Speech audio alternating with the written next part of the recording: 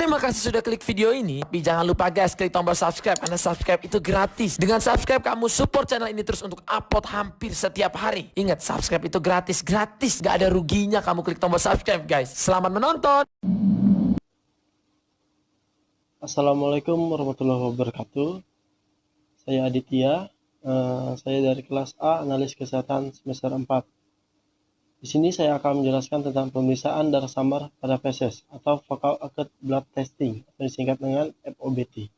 Tes screening untuk mendeteksi darah samar adalah pemeriksaan kimia feses yang paling sering dilakukan.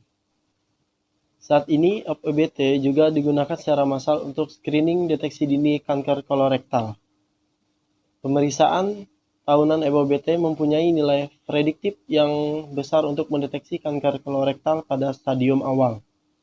Sehingga pemeriksaan ini sangat direkomendasikan pada orang yang berusia lebih dari 50 tahun. Adapun prinsip dasar yang digunakan untuk pemeriksaan darah samar pada feses yaitu mendeteksi adanya aktivitas pseudoperoksidase hemoglobin.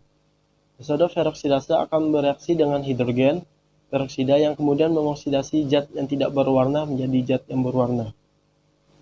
Sebelum pemeriksaan, pasien harus diinstruksikan untuk menghindari konsumsi daging merah, lobak, melon, brokoli mentah, dan bunga kol selama 3 hari sebelum pengumpulan sampel. Hal ini untuk mencegah adanya pseudoperoksidase dalam feses yang berasal dari diet. Konsumsi aspirin dan NSAIDs selain paracetamol harus dihentikan selama 7 hari sebelum pengumpulan sampel untuk mencegah iritasi saluran cerna.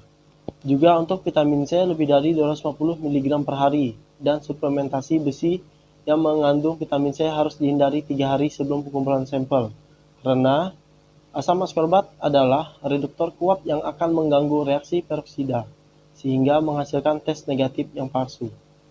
Bakteri usus dapat mendegradasi hemoglobin menjadi porfirin, sedangkan reagen guaiac tidak dapat mendeteksi senyawa ini sehingga dapat menyebabkan hasil negatif palsu pada perdarahan saluran cerna bagian atas. Hasil negatif palsu juga didapatkan pada penderita dengan riwayat makan makanan dalam jumlah sedikit, yang menyebabkan volume feses menjadi berkurang. Lalu pada keadaan ini, diperlukan reagen lain yang lebih sensitif dan spesifik sehingga dapat mendeteksi hemoglobin dan porfirin. Pada prosedur pemeriksaan darah samar, adapun reagensianya yaitu serbuk guaiac, larutan alkohol 95%, dan asam asetat glasial. Lalu untuk teknik pemeriksaannya, yang pertama adalah buatlah emulsi feses sebanyak 5 ml dalam tabung reaksi.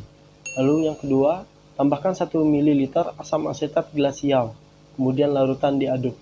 Yang ketiga, masukkan sepucuk pisau serbuk guaiac dan 2 ml larutan alkohol 95% ke dalam tabung reaksi lain, kemudian dicampur. Lalu yang keempat, tuanglah isi tabung kedua ke dalam tabung yang berisi emulsi feses dengan hati-hati, sehingga kedua jenis campuran tetap sebagai lapisan yang terpisah. Adapun interpretasinya, apabila tidak ada perubahan warna berarti sampel tersebut negatif. Tapi apabila terlihat warna kebiruan pada batas kedua lapisan, derajat kepositifan sebanding dengan intensitas warna biru yang tampak, berarti itu sampelnya positif. Adapun juga prosedur pemeriksaan urobilin dalam feses, reagensianya yaitu menggunakan larutan merkuri klorida 10%. Yang pertama yaitu taruhlah beberapa gram feses dalam sebuah mortir, lalu tambahkan larutan merkuri klorida 10%. Kemudian campurlah dengan memakai alunya. Lalu yang kedua yaitu tuanglah campuran bahan tersebut ke dalam cawan datar agar lebih mudah menguap. Diamkan selama 6-24 jam. Adapun untuk interpretasi hasilnya, apabila timbulnya warna kemerahan pada sedia menunjukkan adanya urobilin dalam feses atau disebut dengan positif. Dalam feses normal selalu ada urobilin. Jumlah urobilin berkurang pada ikterus obstruktif. Jika obstruksi bersifat total, hasil tes akan menjadi negatif. Tes terhadap urobilin ini lebih inferior jika dibandingkan dengan penetapan kuantitatif urobilinogen dalam feses.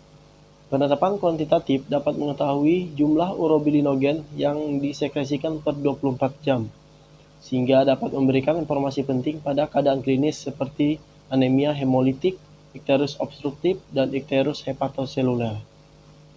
Pemeriksaan darah samar pada feses ini direkomendasikan pada mereka yang berusia di atas 50 tahun lalu memiliki riwayat keluarga dengan sakit polip atau benjolan pada usus.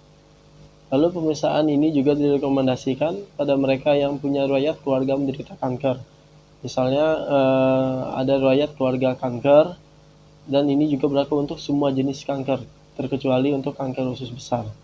Lalu juga untuk bagi yang menderita diare kronis lebih dari 2 minggu, walau diare tersebut sudah diobati.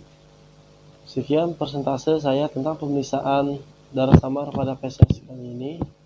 Kurang lebihnya saya mohon maaf. Saya ucapkan terima kasih. Assalamualaikum warahmatullahi wabarakatuh.